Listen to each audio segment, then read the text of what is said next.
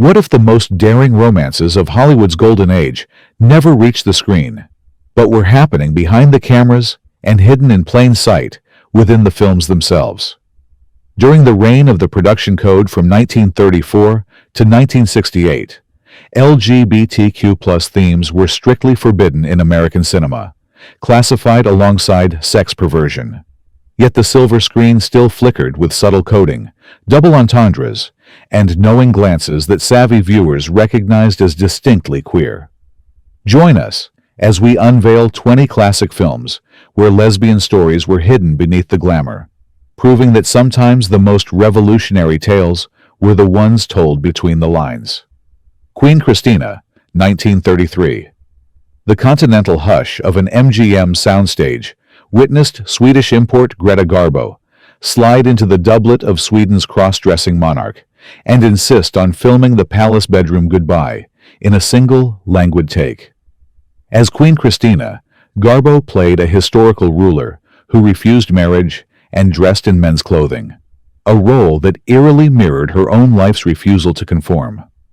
Off-camera, she engaged in a passionate relationship with playwright Mercedes de Acosta, to whom she eventually wrote 181 preserved love letters, some still sealed in Philadelphia's Rosenbach Museum today. When Christina kisses her lady-in-waiting's forehead in the film, the scene carries a charge that contemporary audiences wouldn't miss.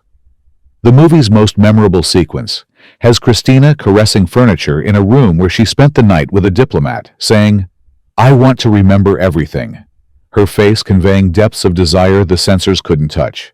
The film grossed a robust $1.4 million in domestic rentals, at a time when Garbo's famous reclusiveness only fueled speculation about her private life. Though publicly linked to John Gilbert, their aborted wedding raised eyebrows in Hollywood circles, where Garbo's preference for women was an open secret. "I never said, 'I want to be alone,'" Garbo later clarified. "I said, 'I want to be let alone.'" Her performance as Christina remains a masterclass in conveying queerness through the subtlest of gestures, a sideways glance, a lingering touch, a woman who knew the power of silence in a world that wouldn't let her speak her truth. Morocco, 1930. Picture Weimar-era Berlin, exporting its most decadent club singer to Paramount, Marlene Dietrich, who in a tuxedo kisses a woman on the lips during a cabaret performance. A full 60 years before Madonna made headlines for the same gesture. Director Josef von Sternberg captured Dietrich's androgynous allure in Morocco, allowing her character Amy Jolly to express desire that transcended gender boundaries. FBI memoranda from the era note her promiscuous sexual life, including an affair with actress Kay Francis, branding Dietrich a potential subversive. The infamous tuxedo scene wasn't just provocative filmmaking. It was Dietrich being Dietrich. In real life, she bragged of 500 lovers and called herself ambisextrous, refusing to be limited by convention. When Amy Jolly throws away her shoes to follow Gary Cooper's Legionnaire across the desert at the film's end, it reads not as submission, but as a woman choosing her own adventure. Morocco grossed an impressive $2 million worldwide, but censors soon forced Paramount to trim scenes from her subsequent films, particularly flashbacks to Berlin drag balls. Dietrich's daughter, Maria Riva, later confirmed her mother's affairs with women, writing that Dietrich had no guilt about sex and saw no boundaries. The film's power comes from Dietrich's unflinching gaze. She looks directly at both men and women with the same smoldering intensity, a revolutionary act in 1930 that announced a new kind of female agency on screen. As Dietrich herself once said, "I dress for the image. Not for myself, not for the public, not for fashion, not for men." Sylvia Scarlet, 1935. In Sylvia Scarlet, Katharine Hepburn spends most of the film in male drag, calling herself Sylvester, after cutting her hair and donning men's clothing to escape trouble with her father. Director George Cukor, himself a closeted gay man, gave Hepburn free rein to explore gender fluidity on screen. The film's most revealing scene comes when a young woman falls for Sylvester, not realizing she's a woman, and Hepburn's character seems just as attracted in return, creating a moment of same-sex desire that somehow slipped past censors.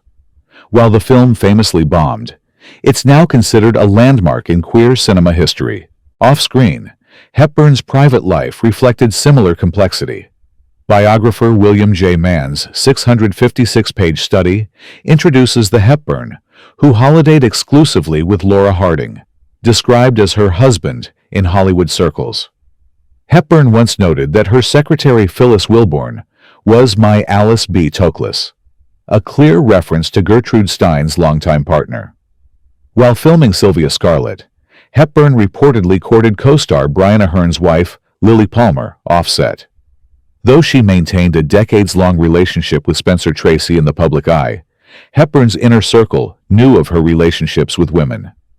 Her famous independence, wearing pants before it was acceptable for women, and refusing to play studio publicity games, now reads as a woman determined to live authentically in a restrictive era. "If you obey all the rules," Hepburn famously said, "you miss all the fun." Sylvia Scarlet stands as cinematic evidence of just how much fun breaking the rules could be. Double Indemnity, 1944. In Double Indemnity, Barbara Stanwyck's Phyllis Dietrichson seduces an insurance salesman into murder with nothing but an ankle bracelet and smoldering dialogue. The character's predatorial coldness was revolutionary for female characters of the era.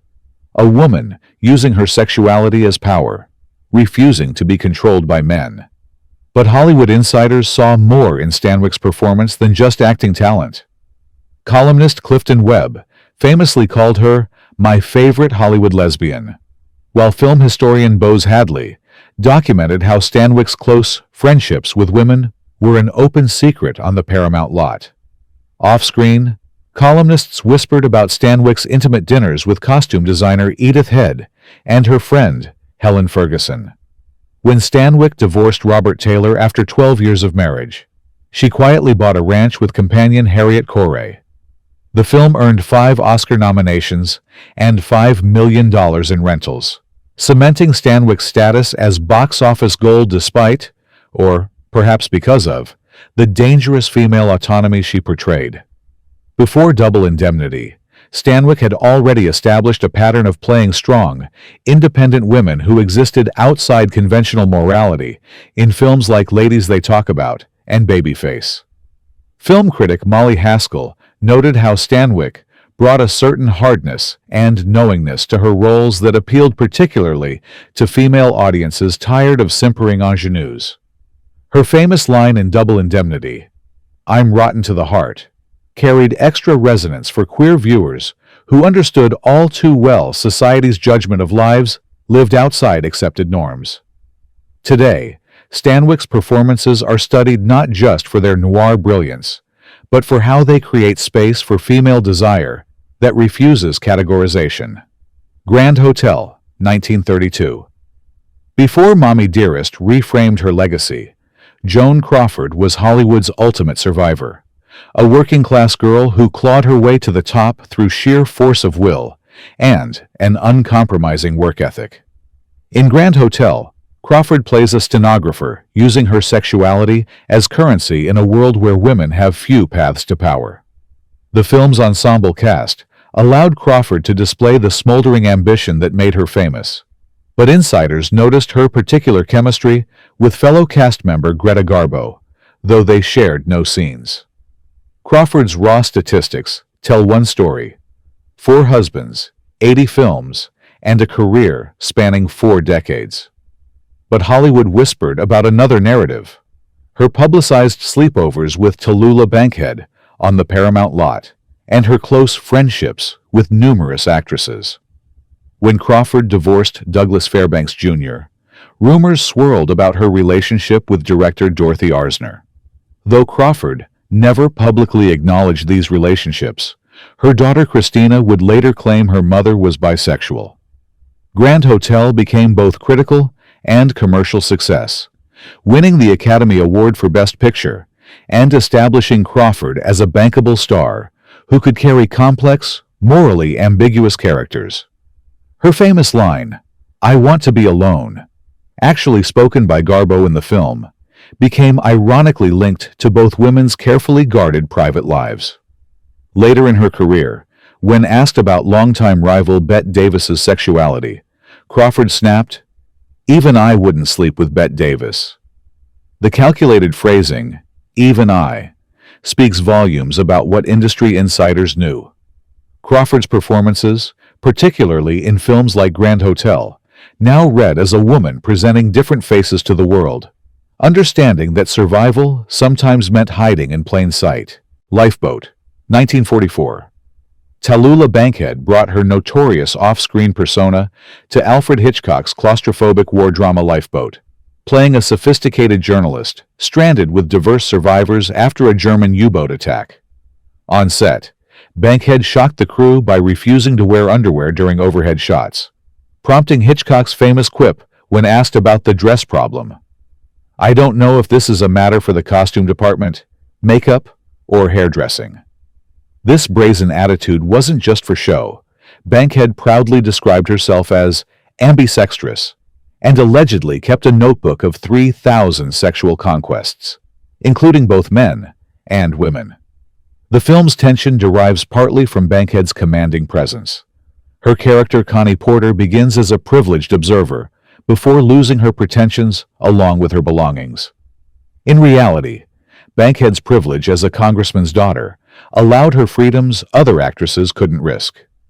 She once quipped that her oral sex technique gave her lockjaw, and openly discussed her affairs with actresses Patsy Kelly, Catherine Cornell, and allegedly Marlene Dietrich and Greta Garbo.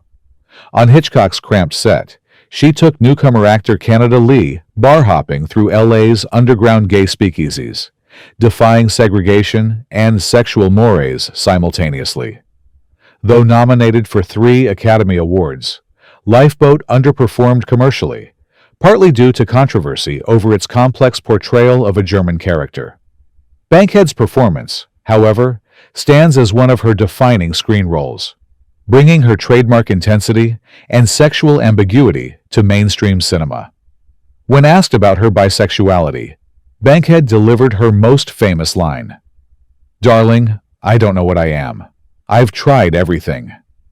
In Lifeboat, viewers can glimpse the uncompromising authenticity that made Bankhead a queer icon decades before such recognition was commonplace.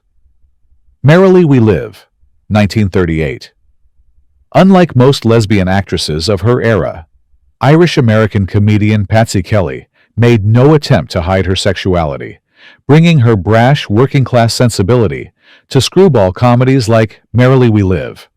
As the wisecracking maid Etta in this My Man Godfrey-inspired comedy, Kelly delivers physical humor and sharp one-liners with perfect timing, stealing scenes from bigger stars through sheer charisma. Her character's cynical observations about the wealthy family she serves mirror Kelly's own outsider perspective in Hollywood's rigid social hierarchy. In a rare moment of candor for the era, Kelly told Motion Picture Magazine she lived with girlfriend Wilma Cox and had no intention of marrying any fella. This openness became professional suicide. Studios blackballed Kelly after 1943, cutting her screen time by 70% as her candor became a liability in an increasingly conservative post-war climate. After years in obscurity, director William Castle finally resurrected her career for 1968's Rosemary's Baby, where she played Laura Louise, one of the elderly Satanists. While Merrily We Live received 5 Academy Award nominations, Kelly's performance stands out for viewers as a rare instance of authentic lesbian presence in 1930s comedy. Her character's independence and disinterest in romantic pursuits, unusual for female characters of the era, takes on new significance with knowledge of Kelly's real life. "I'm a Catholic, a Democrat, and I'm queer," Kelly once declared, decades before such intersectional identity statements became common. Kelly's performances, particularly in pre-code and early code films like Merrily We Live, showcase the lost opportunity of what might have been if Hollywood had embraced, rather than punished, authentic queer voices in its golden age. Too Late for Tears, 1949. With her husky voice and smoldering intensity, Elizabeth Scott created one of film noir's most memorable femme fatales in Too Late for Tears. When her character Jane Palmer stumbles upon a bag of cash, she'll do anything, including murder, to keep it, declaring, "Don't you know that the only thing that separates women like me from women like that is the money?" The dialogue crackles with camp double entendres the censors missed, while Scott's performance suggests a woman operating outside conventional morality and sexuality. The film's most charged moments come in Jane's interactions with blackmailer Danny Fuller, where her contempt for him barely disguises her lack of interest in men altogether. Scott's career imploded in 1955, when Scandal magazine Confidential smeared her with the headline, "Elizabeth Scott in the Twilight of the Deities," claiming she had a yen for baritone babes. Scott fought back with a $2.5 million lawsuit, the largest libel action of the year, but lost her Paramount contract in the process. Though she won a settlement, the damage was done. Too Late for Tears initially flopped at the box office due to distribution problems, but has since been restored and recognized as a noir classic. Scott's Jane Palmer now reads as a queer-coded character, trapped in heteronormative expectations. Her desire for financial independence, inseparable from a broader yearning for freedom from societal constraints. Scott never publicly addressed the rumors about her sexuality, maintaining privacy until her death in 2015, at age 92. Her performances in films like Too Late for Tears offer glimpses of female rebellion against 1940s gender expectations, making her a cult figure for queer viewers who recognize the coded desperation beneath her character's criminal actions. Dance Girl, Dance, 1940.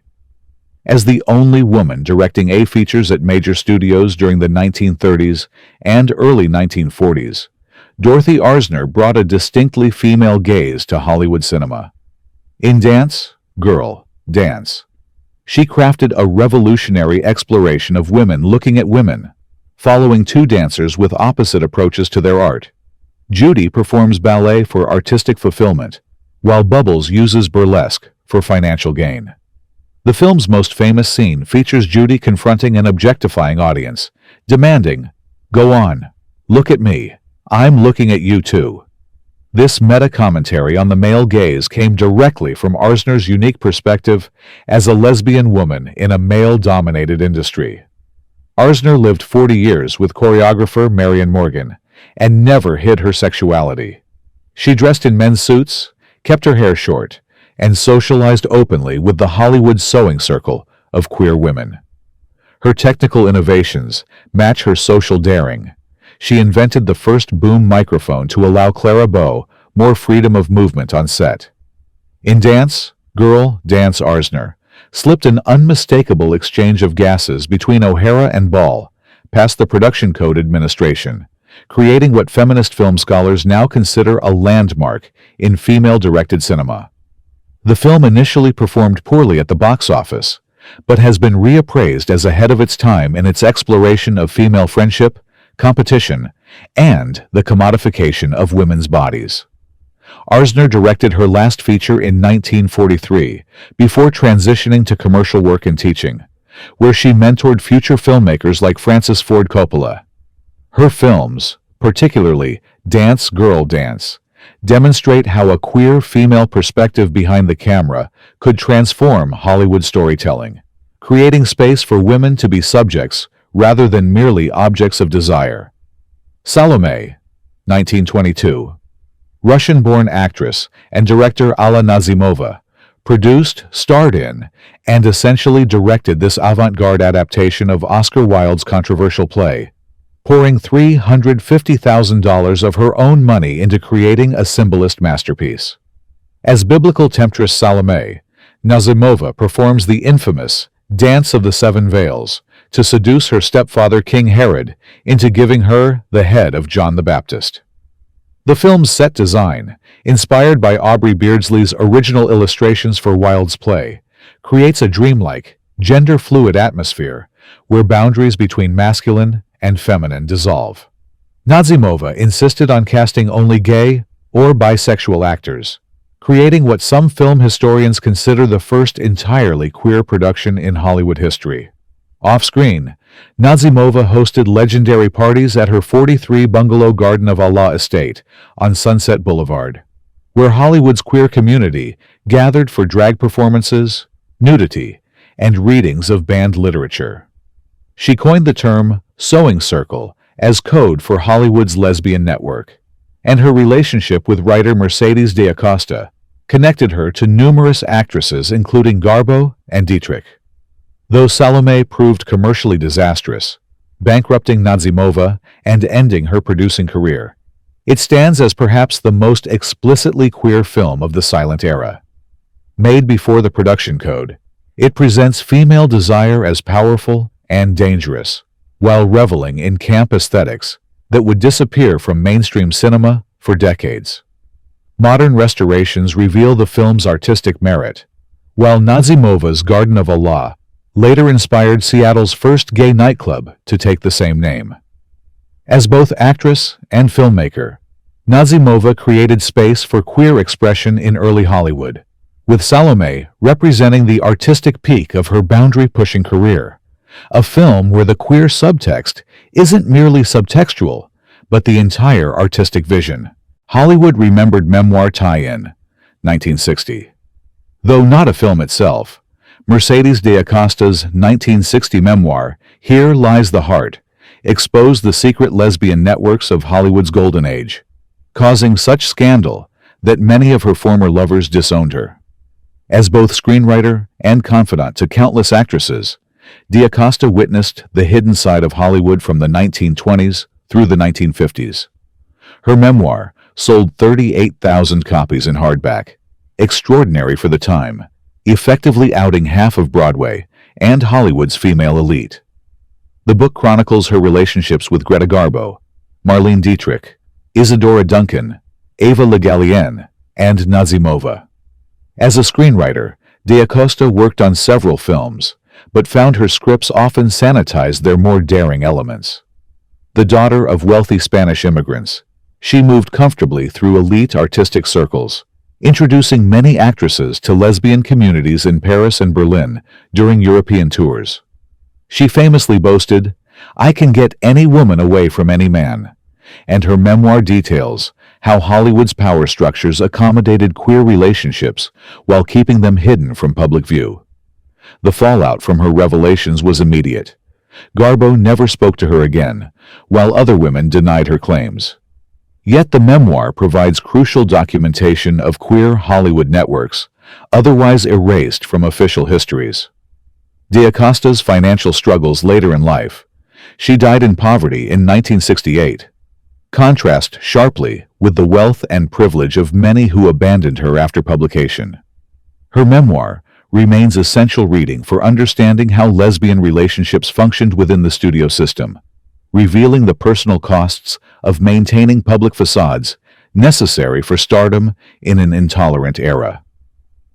It Happened One Night, 1934. Claudette Colbert's Oscar-winning performance in Frank Capra's definitive screwball comedy seems conventional on the surface. A spoiled heiress falls for a working-class journalist during an impromptu road trip.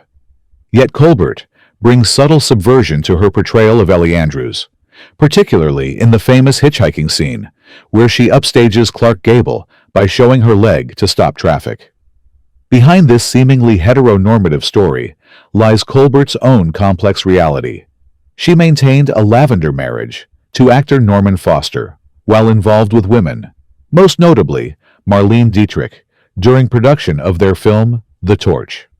Colbert's precise comic timing and sophisticated screen presence in It Happened One Night helped the film achieve the unprecedented feat of winning all 5 major Academy Awards.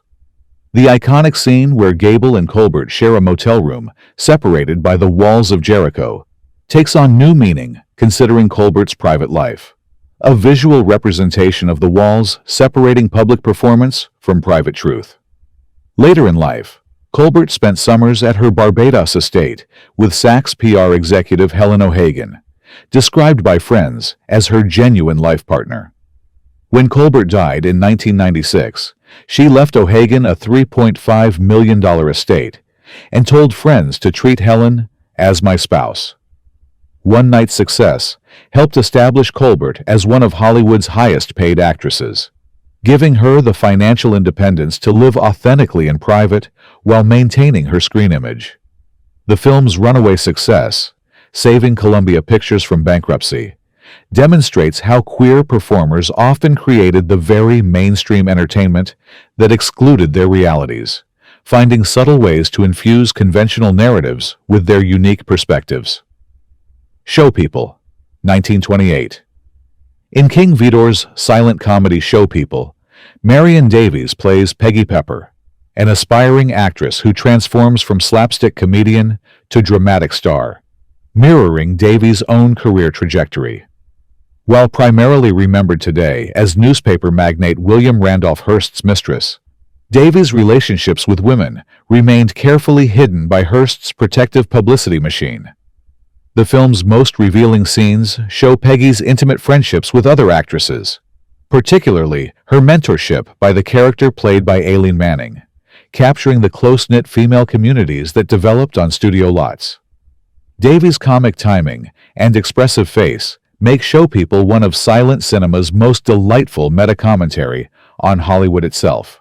Off-screen, Davies maintained close relationships with several actresses, including Lulu Pearson and Louise Brooks. Hearst's extravagant San Simeon estate became notorious for weekend parties where Hollywood's elite, including many queer figures, gathered away from public scrutiny. Davies' home movies, preserved in film archives, show her flirting openly with actresses like Myrna Loy, while Loy's own autobiography admits Marion had a crush on me. Though Davies remained publicly linked to Hearst until his death in 1951, insiders tallied her charity bequests to female friends at $2 million, unheard of largesse for the era that suggests relationships deeper than friendship. While Show People initially received mixed reviews, it's now considered among Davies' finest performances, showcasing her genuine talent often overshadowed by the Citizen Kane controversy. The film's behind-the-scenes setting offers contemporary viewers a glimpse into the women's worlds that developed within studio systems, spaces where romantic and sexual relationships between women could flourish beneath the protective cover of female friendship. All About Eve, 1950. Joseph L. Mankiewicz's acerbic masterpiece about theater world rivalries features Bette Davis as aging Broadway star Margot Channing, delivering the immortal line, "Fasten your seatbelts. It's going to be a bumpy night." The film's exploration of ambition, aging, and female competition takes on queer dimensions through the character of Eve Harrington, whose obsessive attachment to Margot suggests desires beyond mere admiration. Davis's performance, vulnerable yet ferocious, resonated deeply with gay audiences who recognized the camp elements of her delivery and the outsider status of a woman deemed difficult for demanding excellence. While Davis maintained marriages to men throughout her career, rumors about her sexuality persisted in Hollywood circles. Writer Sean Considine's book, Bette and Joan, The Divine Feud records Davis snapping, "How the fecky do I know if Joan was a dyke? I never let her that close to me." A statement notable for its implication that such approaches occurred. Mercedes D'Acosta's diary names Davis among her occasional idols, while Davis's letters to assistant Catherine Cermak often ended with "burn this." All About Eve received a record-setting 14 Academy Award nominations and won 6, including Best Picture. The film's famous party scene, where Margot drunkenly observes her younger rival, captures the knowing insider perspective of queer Hollywood, where appearances rarely tell the whole story. Drag performers have paid homage to Davis's performance for decades, recognizing in Margot Channing's theatrical defiance a kindred spirit who refused to be diminished by society's expectations. Davis herself embraced this queer appreciation, once saying, "I think the most important thing a woman can have, next to talent, of course, is her hairdresser." Cabin in the Sky, 1943. In Vincente Minnelli's all-black musical Cabin in the Sky, character actress Ruby Dandridge appears briefly but memorably as one of the church-going women in the small southern town where the story unfolds. Though her role is small, Dandridge's presence represents something larger, one of Hollywood's hidden queer stories from its golden age. After divorcing her husband, Ruby moved partner Geneva Williams into her Cleveland home, raising daughters Dorothy and Vivian in what today would be recognized as a same-sex parenting household. Census records diplomatically list the women as head and lodger, but family oral history describes them as life partners, sharing property deeds worth $40,000 in 1940 dollars. As one of the few black character actresses working consistently in 1940s Hollywood, Dandridge navigated multiple layers of discrimination while creating opportunities for her talented daughters. Cabin in the Sky itself represents a complex moment in black cinema, an all-black cast given A-picture treatment but confined to stereotypical roles. Ruby's career spanned radio, film, and television, though always in supporting roles reflecting the limited opportunities for black performers. Her daughter Dorothy would achieve far greater fame, but struggled with the same industry limitations and prejudices. Ruby's private life, maintaining a same-sex relationship while building a family in pre-war America, demonstrates the hidden resilience of queer people of color during Hollywood's golden age. When Cabin in the Sky premiered, neither the studio nor audiences knew they were watching a pioneering queer parent whose personal life defied the very moral conventions the production code sought to enforce on screen. Rebecca, 1940. Alfred Hitchcock's first American film, based on Daphne du Maurier's Gothic novel, centers on a naive young woman who marries wealthy widower Maxime de Winter, only to find his estate dominated by the memory of his first wife, Rebecca, and the sinister housekeeper, Mrs. Danvers.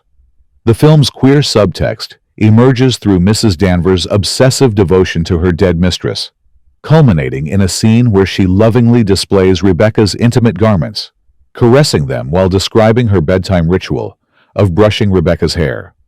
Producer David O. Selznick's memo to the Production Code Administration acknowledged the inescapable inference of sex perversion in Mrs. Danvers' attachment to Rebecca, but argued the character's villainous nature provided moral cover. Hitchcock kept the lingerie scene, but trimmed a moment where Danvers caresses Rebecca's bed, still managing to convey the housekeeper's lesbian obsession through Anderson's intense performance. The film grossed $2.8 million in U.S. rentals and won Best Picture, proving audiences were drawn to, rather than repelled by the queer undertones. Du Maurier herself led a double life with various female lovers while maintaining a conventional marriage, bringing authenticity to the novel's exploration of hidden desires. Mrs. Danvers represents cinema's first clearly lesbian-coded villain, establishing an unfortunate pattern of associating queerness with psychopathology that persisted for decades. Yet, for queer audiences of 1940, seeing any representation of same-sex desire on screen, even villainized, provided rare acknowledgement of their existence. As Mrs. Danvers reverently whispers about Rebecca, no one got the better of her. She was beaten in the end, but it wasn't a man, it wasn't a woman, it was the sea, suggesting a woman who, like many lesbians of the era, found freedom only in death. Dracula's Daughter, 1936.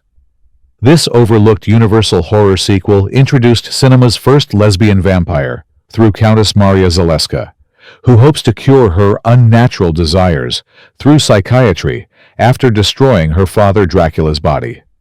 The film's queer subtext crystallizes in a scene where Zaleska invites a young female model to her studio apartment, asking her to undress while gazing at her with unmistakable hunger.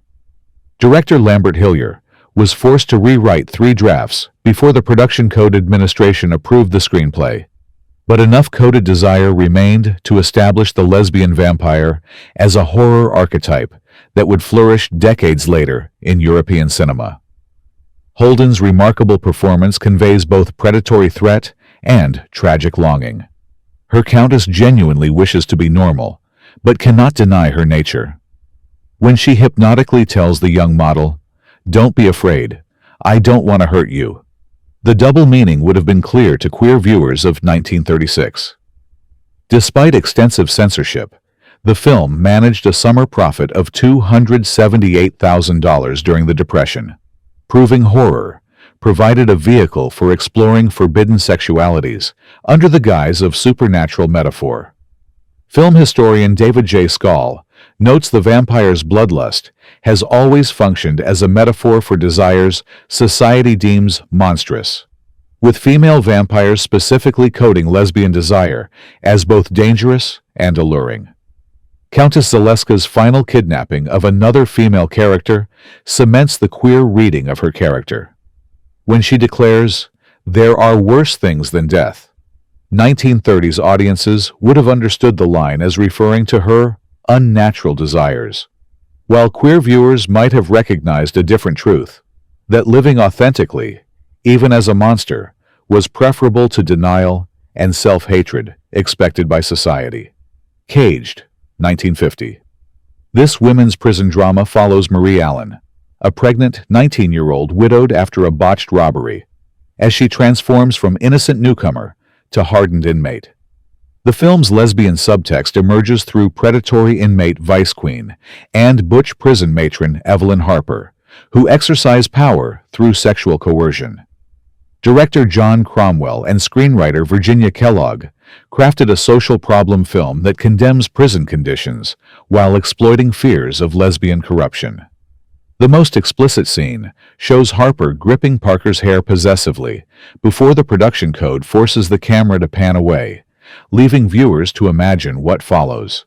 Kellogg's original research report documenting inmate marriages survives in Warner Brothers archives, though the film could only hint at these relationships. Parker's remarkable performance, she ages from terrified teenager to cold criminal, earned her an Oscar nomination, while the film grossed $1 million in domestic rentals and received 3 Academy Award nominations overall. Though Caged presents lesbianism as both a threat and coping mechanism in the prison environment, it also subtly suggests that female solidarity offers the only protection in a system designed to dehumanize women. Modern audiences recognize in Harper and Vice Queen crude stereotypes of butch-femme dynamics, but also note the film's progressive message about how institutions perpetuate, rather than reform, criminal behavior. When Marie ultimately chooses crime over poverty upon release, the film acknowledges economic realities facing women in post-war America. For queer viewers of 1950, Caged offered rare acknowledgement of lesbian existence, albeit in the safest possible context for Hollywood, behind bars, where such desires could be contained and pathologized. Calamity Jane, 1953. Doris Day's buckskin-clad performance as the legendary frontierswoman created one of cinema's most beloved gender-bending characters. The musical follows Jane's transformation from rough-talking, gunslinging, one of the boys, to someone who can embrace femininity without losing her essential nature. The film's queer subtext emerges most clearly in Jane's relationship with glamorous performer Katie Brown, when the women become roommates. Their cabin decorating montage, set to A Woman's Touch, plays like a lesbian nesting fantasy. The tender friendship between the women contrasts sharply with Jane's supposedly romantic scenes with Wild Bill Hickok, which lack similar chemistry or emotional depth. The film's standout musical number, Secret Love, won the Academy Award for Best Original Song, with Day's passionate delivery giving unexpected depth to lyrics about hidden desires. Now I shout it from the highest hills, even told the golden daffodils. At last, my heart's an open door, and my secret love's no secret anymore. Historians note this resonated deeply with queer audiences of the 1950s, when the song became an unofficial anthem in gay bars. The Warner Brothers production grossed $3.8 million domestically, proving audiences embraced the character's gender fluidity despite the conservative cultural climate. Day herself later acknowledged the film's queer appeal. I never thought of Calamity Jane as a lesbian character when I played her, but I can certainly see why so many women relate to her that way. The film's happy ending, pairing Jane with Wild Bill Hickok, satisfied censors while doing little to diminish the emotional centrality of her relationship with Katie. When Katie nearly marries Lieutenant Gil Martin, Jane's devastation reads more like romantic jealousy than friendly concern. Director David Butler's decision to show Jane and Katie sharing a home long before either woman pursues men subverted Hollywood conventions while technically adhering to production code requirements. For generations of queer women, Jane's journey from masculine-presenting outsider to someone who can integrate aspects of femininity without losing her essential self remains a powerful metaphor for authentic living in restrictive times. Gentlemen prefer blondes. 1953. Howard Hawks' Technicolor musical stars, Marilyn Monroe and Jane Russell as showgirls. Lorelei Lee and Dorothy Shaw. Two women whose friendship forms the emotional core of a film ostensibly about hunting for husbands. The iconic "Diamonds Are a Girl's Best Friend" number established Monroe as Hollywood's definitive sex symbol. But the film's most transgressive moments come during Russell's athletic "Ain't There Anyone Here for Love" performance, where she cavorts among the U.S. Olympic team, literally climbing over nearly naked male bodies while singing, "I like big muscles and red corpuscles. I like a beautiful hunk of man." The number reverses typical gender dynamics, positioning men as passive objects of female desire, while Russell's character remains unimpressed by their physical display. The genuine chemistry between Monroe and Russell translates into a relationship far more compelling than either woman's interactions with men. Their duet, "When Love Goes Wrong, Nothing Goes Right," shows the women comforting each other rather than pursuing male attention, while their physical affection, constant touching, hand-holding, and protective embraces, suggests a bond deeper than mere friendship. Hawks, known for his interest in gender fluidity, crafted a film that satisfied censors through its matrimonial plotting while celebrating female partnership. The film earned $5.3 million at the box office, with audiences responding to both Monroe's vulnerable sexuality and Russell's confident swagger. For queer viewers, Dorothy and Lorelei's unwavering loyalty to each other, choosing their friendship over potential romance at several points, represented a rare depiction of female solidarity in an era that typically pitted women against each other as rivals. When Dorothy declares, "Honey, I'd just as soon marry your father," after being pressured to date an older man, the line takes on additional meaning in context of her attachment to Lorelei. Though both characters eventually find husbands, the film's final image shows the women still physically linked, with their partnership clearly surviving marriage. As historian Janine Basinger notes, the film's subversive message is clear. Men may come and go, but female friendships are forever. If this dive into Hollywood's secret past sparked a little aha moment, tap that like, share the video with the friend who always quotes classic movies. Then jump into the comments and tell us which film should we unmask in a future episode. Most important, hit subscribe and ring the bell so you won't miss a single frame of the scandals, breakthroughs, and behind-the-scenes legends we've got queued up. Your click keeps the projector rolling and the popcorn popping. Thanks for watching. We'll save you a seat for the next show.